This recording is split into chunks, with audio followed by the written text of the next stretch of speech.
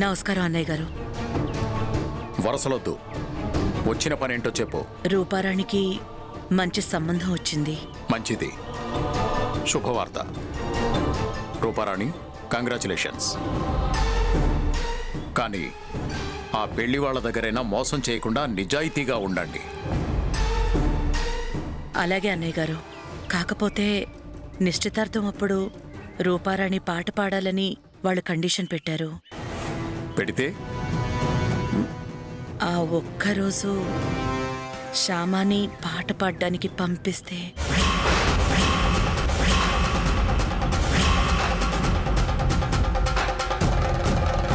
నోర్మై!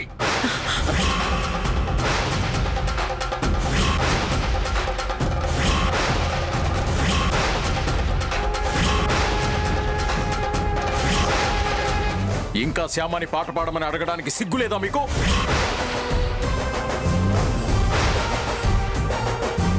ఇంతకాలం శ్యామ చేత అలా పాడించినందుకు సిగ్గుతో కుమిలిపోతూ ఉంటారనుకున్నాను. కానీ ఇలా సిగ్గు శరం లేకుండా వచ్చి అడుగుతారని అస్సలు ఊహించలేదు. ఇలా అడగటం మాకు కూడా నచ్చట్లేదండి. కాకపోతే వచ్చింది గొప్ప సంబంధం కదా అని. వాళ్ళు కోరుకున్నట్టు ఈ ఒక్కసారి పాట పాడితే నా జీవితం సెటిల్ అయిపోతుంది అంకుల్. ఈ ఒక్కసారికి నా మీద దయ ఉంచి శ్యామాని పాట పాడడానికి పంపించండి ప్లీజ్.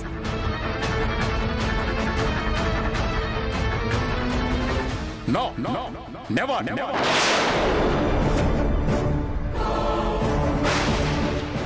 ఇప్పటి వరకు మీరు చేసింది చాలు. మా ఇంటిల్లపాదిని ఇన్నాళ్ళు మీరు మోసం చేస్తూ వచ్చారు. మీరు చేసిన మోసం చేసినంత కాలం మేము మోసపోతూ వచ్చాం. ఇంకా నయవంచన చేయటానికి మీరు సిద్ధంగా ఉన్నా వెర్రి వెంగళప్ప కావడానికి నేను సిద్ధంగా లేను. శ్యామాల పాట పాడడానికి ఇంకా రాదు రాదు రాదు. మీరు వచ్చింది అదే కారణంతో అయితే వెనక్కి తిరగకుండా వెళ్ళిపోండి. అలా కాదు అని మీరు ఇక్కడే ఉంటే మాత్రం తర్వాత జరిగే పరిణామాలకి నేను బాధ్యుణ్ణి కాను. ఇదే మీ ఆఖరి మాట? అవును.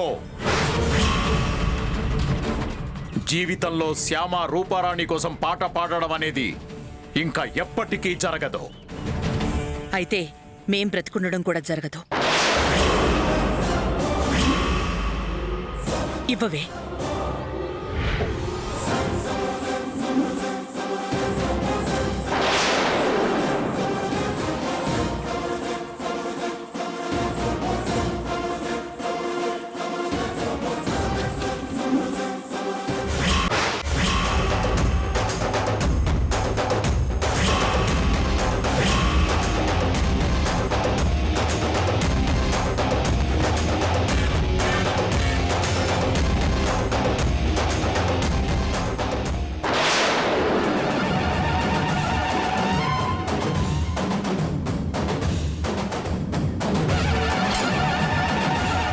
ఇంత గొప్ప సంబంధాన్ని కేవలం శ్యామ పాట పాడకపోవడం వల్ల చారు విడుచుకుని మేం బ్రతకలేము. ఇలా బ్రతకడం కంటే చావడం మంచిది. ఆ చావేదో మీ కళ్ళు ముందే చచ్చిపోతే మీకు మాకు తృప్తిగా ఉంటుంది. ఏంటే ఇంకా అలా చూస్తావు? తాగు.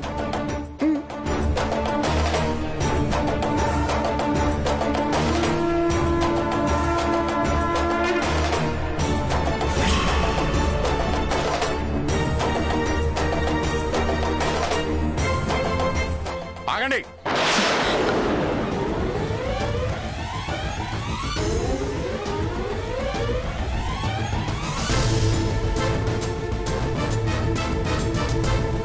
కరెక్ట్ కాదు. మీరిలా చేయడం కరెక్ట్ కాదు. అయితే శ్యామాని పాట పాడడానికి పంపిస్తారా అండి? ఇలాంటి పరిస్థితుల్లో మీరు చేస్తున్న ఈ బ్లాక్మెయిల్కి ఏం చేసినా తప్పులేదు. ఆడవాళ్ళని గౌరవించే వంశంలో పుట్టాను కాబట్టి మర్యాదిచ్చి మాట్లాడాల్సి వస్తుంది.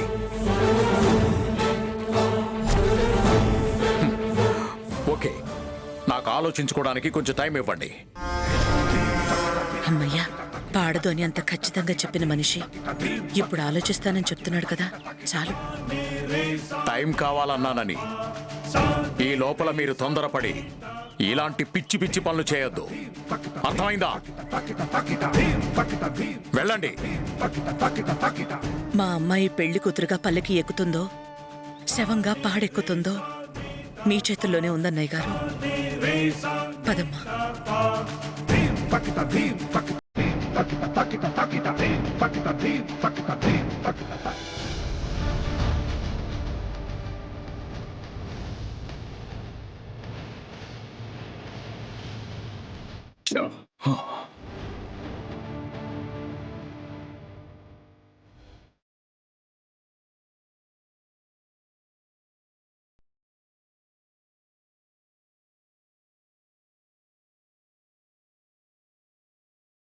ఇలాంటి మొహం వెల్కమ్ చెప్పే చోట ఉంటే వచ్చే గెస్ట్లు వెనక్కి పారిపోతారు. ఇలాంటి పిల్ల పక్కన ఉండడం నీకు నీ కూతురికి కూడా మంచిది కాదు.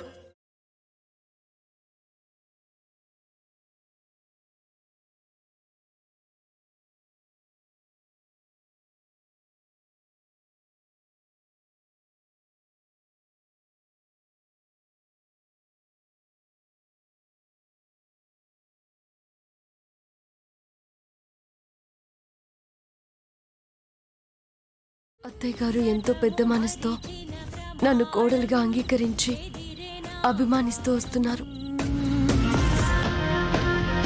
అలాగే అఖిల్ బాబు కూడా నన్ను అభిమానంగా చూడడం మొదలుపెట్టారు.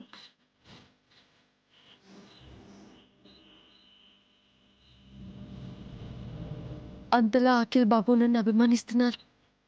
ఇంక నేను నిజం దాచకూడదు, చెప్పేయాలి. నిజం చెప్పాకే నేను ఆయనకి దగ్గర కావాలి. ఇప్పుడు అందరూ నిద్రపోతూ ఉంటారు. అఖిల్ బాబుకి నిజం చెప్పడానికి ఇదే మంచి టైం.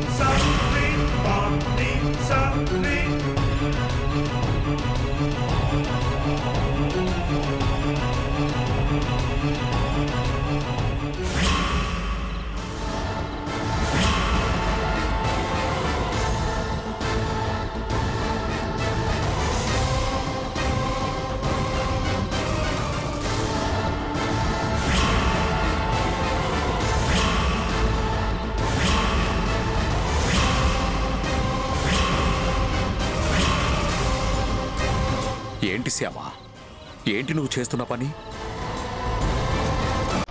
తొందరపడి అఖిల్కి నిజం చెప్పొద్దని చెప్పాను కదా, ఎందుకు ఆ ప్రయత్నం చేస్తున్నావు? వాడి సంగతి నీకు తెలీదు. అబద్ధాన్ని మోసాన్ని అస్సలు తట్టుకోలేడు. నిన్న ఆఫీసులో ఏం జరిగిందో తెలుసా?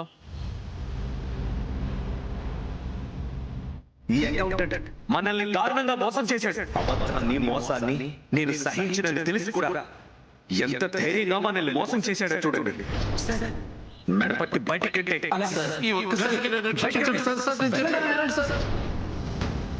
మనల్ని అంతలా మోసం చేసిన ఆ ఎంప్లాయీని వెంటనే ఆఫీస్ నుంచి బయటికి గెంటేశాడు. మన దగ్గర పనిచేసేవాడు వాడెవడో మోసం చేస్తేనే తట్టుకోలేకపోయాడు. అతన్ని క్షమించలేకపోయాడు. అతన్ని ఉద్యోగంలో ఉండనీయలేకపోయాడు. అలాంటిది ఇంతగా నమ్మిన నువ్వు ఇంతకాలంగా పాట విషయంలో వాణ్ణి మోసం చేస్తున్నావని తెలిస్తే వాడు తట్టుకోగలుగుతాడా? నిన్ను క్షమించగలుగుతాడా? నిన్ను ఇంట్లో ఉండనిస్తాడా? ఆలోచించు శ్యామా. అంత షాకింగ్ న్యూస్ విన్నప్పుడు వాడు ఎలా రియాక్ట్ అవుతాడు అనేది ఎవ్వరూ ఊహించలేం. పెద్ద మనస్సుతో నిన్ను అర్థం చేసుకుంటాడో, ఇంతకాలంగా వాణ్ణి మోసం చేసినందుకు నిన్ను దూరం చేసుకుంటాడో తెలియదు. అందుకే కదా నిన్ను తొందరపడి వాడికి నిజం చెప్పొద్దు అనేది. నీ తొందరపాటుతో నీ జీవితంతో పాటు వాడి జీవితం కూడా డిస్టర్బ్ అవుతుంది. ఎందుకు చెప్తున్నానో అర్థం చేసుకోకుండా ఎందుకు ఇలా బిహేవ్ చేస్తున్నావు? క్షమించండి మావయ్య గారు, మీరు నా జీవితం బాగుండడం కోసమే ఇలా చేస్తున్నారని నాకు తెలుసు. అఖిల్ బాబుకి నేను దూరమైపోతానేమోనన్న భయంతోనే మీరు నా గురించి ఇంతలా ఆలోచిస్తున్నారని నాకు తెలుసు మావయ్య గారు. కానీ ఇంకా అఖిల్ బాబుకి నిజం చెప్పకుండా నేను ఉండలేనేమో అనిపిస్తుంది. నిజం దాచాను అనే గిల్టీ ఫీలింగ్తో ఆయన కళ్ళలోకి చూడలేకపోతున్నాను. ఆయనతో సరిగా మాట్లాడలేకపోతున్నాను. ఓ పక్క అత్తయ్య గారు మా శోభనానికి ముహూర్తాలు పెట్టిస్తున్నారు. ఈలోపే నేను ఆయనకి నిజం చెప్పేయాలి. చెప్పేయకపోతే ఇంతకాలంగా ఈ నిజం దాచిన దానికన్నా ఇప్పుడు నిజం చెప్పకపోవడమే చాలా పెద్ద తప్పు అవుతుంది. అందుకే నేను ఆయనకి చెప్పే ప్రయత్నం చేస్తున్నాను మామయ్య గారు. దయచేసి అర్థం చేసుకోండి.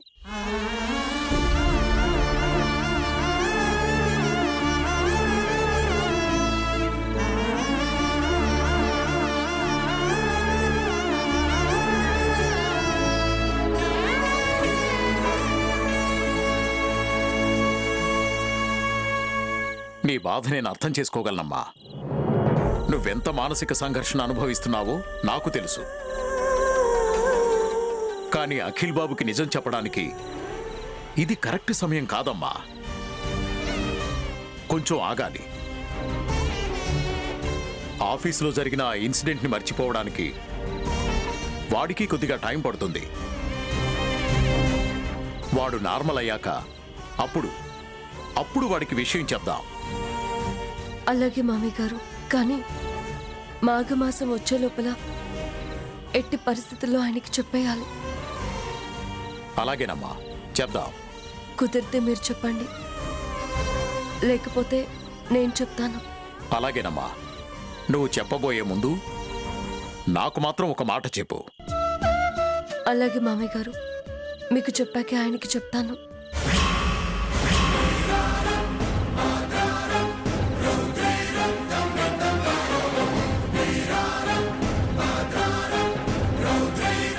ఏంటి వీళ్ళు ఇందాకటి నుంచి తెగ మాట్లాడుకుంటున్నారు? ఏం మాట్లాడుకుంటున్నారో ఒక్క ముక్క వినపడ్డం లేదు. అర్జెంటుగా అత్తయ్య గారిని తీసుకొచ్చి ఈ సీన్ చూపించామంటే వీళ్ళేం మాట్లాడుకుంటున్నారో ఆవిడ తెలుసుకుంటారు.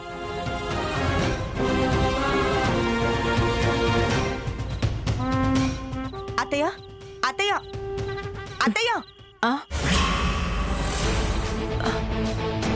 ఏంటి? ఒకసారి రండి, చెప్తాను. ఎక్కడికి? రండి, చెప్తాను. రండి రండి, చెప్తాను. వస్తున్నా, నాగు. రండి. ఐశ్వర్య, ఎక్కడికి ఐశ్వర్య? రండత్తయ్య, చూపిస్తాను. ఏమైంది? రండత్తయ్య.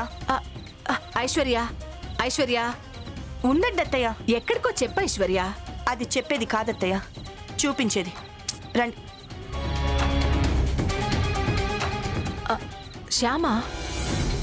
శ్యామ ఒక్కతే ఈ టైంలో ఎక్కడుందేంటి? పద.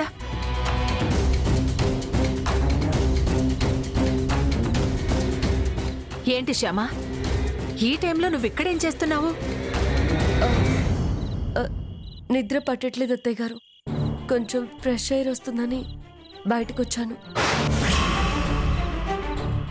అవునా? కానీ చలిగాలికి జలుబు చేస్తుంది. బయటొద్దులే, లోపలికి పద. అలాగే అత్తయ్య గారు.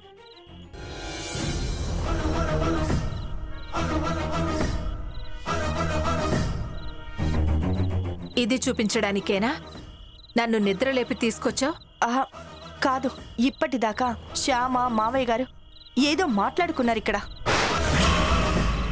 వాళ్ళ హావభావాల్ని బట్టి ఏదో సీరియస్ మ్యాటర్ మాట్లాడుకుంటున్నారని తెలిసింది, కానీ వాళ్ళ మాటలు మాత్రం నాకు వినపడలేదు. అవునా? అవునత్తయ్య, అందుకే మిమ్మల్ని నిద్ర లేపి మరీ తీసుకొచ్చాను. మీరైతే విషయం ఏంటో కనుక్కోగలుగుతారత్తయ్య. నాకెందుకో మావయ్య గారు శ్యామ విషయంలో ఏదో దాస్తున్నారనిపిస్తుంది. అది తెలుసుకోవాల్సిన బాధ్యత మాత్రం మీదే. ఇంకెవరు అడిగినా కూడా మావయ్య గారు చెప్పరు. సర్లే, నేను కనుక్కుంటానులే.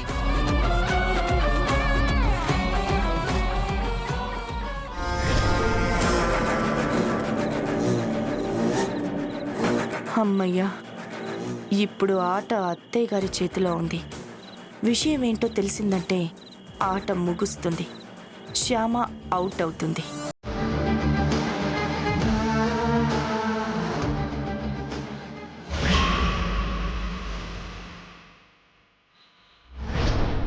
అలాగే మామయ్య గారు, కానీ మాఘమాసం వచ్చే లోపల ఎట్టి పరిస్థితుల్లో ఆయనకి చెప్పేయాలి.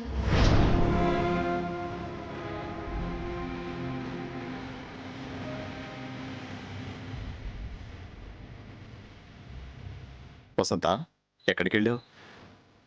నువ్వు ఈ టైంకి పడుకుంటావు కదా? మీరు పడుకోలేదా? నిద్ర పట్టలేదు. శ్యామ గురించి ఆలోచిస్తుంటే నిద్ర పట్టట్లేదా? అవును. దేని గురించి అంతలా ఆలోచిస్తున్నారు?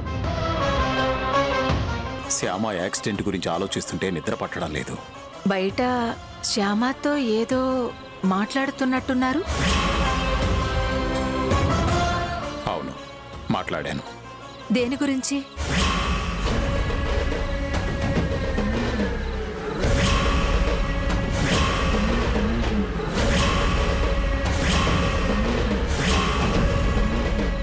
పాపం తనకి నిద్ర పట్టడం లేదట.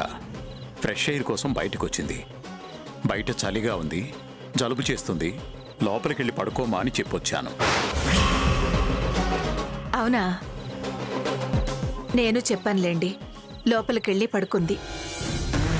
అబద్ధం. మావయ్య గారు చెప్పింది ఖచ్చితంగా అబద్ధం. ఇక ఈయన ద్వారా నిజం తెలుసుకోలేను. నా అంతటా నేనే ఏదో ఒకటి చేసి ఆ నిజం తెలుసుకోవాలి. తెలుసుకుంటాను.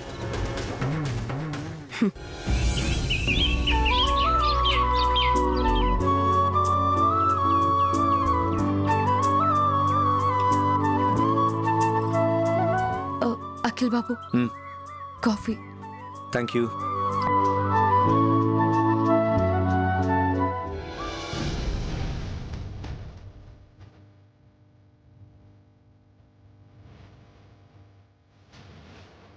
అత్తయ్య గారు ముహూర్తం పెట్టించే లోపలే అఖిల్ బాబుకి నిజం చెప్పేయాలి. అఖిల్, నాన్నా, ఏంటి మమ్మీ? ఈరోజు శ్యామాని హాస్పిటల్కి తీసుకెళ్ళాలి నాన్నా. డాక్టర్ గారికి ఫోన్ చేసి ఎన్నింటికి రమ్మంటారో అడుగు. ఈరోజు నాకు ఇంపార్టెంట్ మీటింగ్స్ ఉన్నాయి మమ్మీ. రేపు తీసుకెళ్తానులే. రేపా? నే మీటింగ్స్ని రేపటికి పోస్ట్ పోన్ చేసుకోవచ్చు కదా నాన్న. డాక్టర్ గారి దగ్గరికి ఇవాళే తీసుకెళ్ళు, ఇది ముఖ్యం కదా. Okay mummy, meeting post phone చేసి శ్యామాని హాస్పిటల్కి తీసుకెళ్తాను. ఏంటకిలిది? మీటింగ్స్ పోస్ట్ పోన్ చేసుకుంటావా? అవును వదినా, కానీ హాస్పిటల్కి తీసుకెళ్ళాలి కదా. హాస్పిటల్కి మేము ఎవరో ఒకరిని తీసుకెళ్తాం కదా. దానికోసం నువ్వు మీటింగ్స్ని పోస్ట్ పోన్ చేసుకుంటే ఎలా? వన్స్ మీటింగ్ ఫిక్స్ అయ్యాక సడన్గా పోస్ట్ పోన్ అంటే అవతల వాళ్ళు ఎంత ఇబ్బంది పడతారు? అది కరెక్టే అనుకో. అదే కరెక్ట్. నువ్వు హ్యాపీగా నీ మీటింగ్ సంగతి చూసుకో. శ్యామని హాస్పిటల్కి నేను తీసుకెళ్తాను.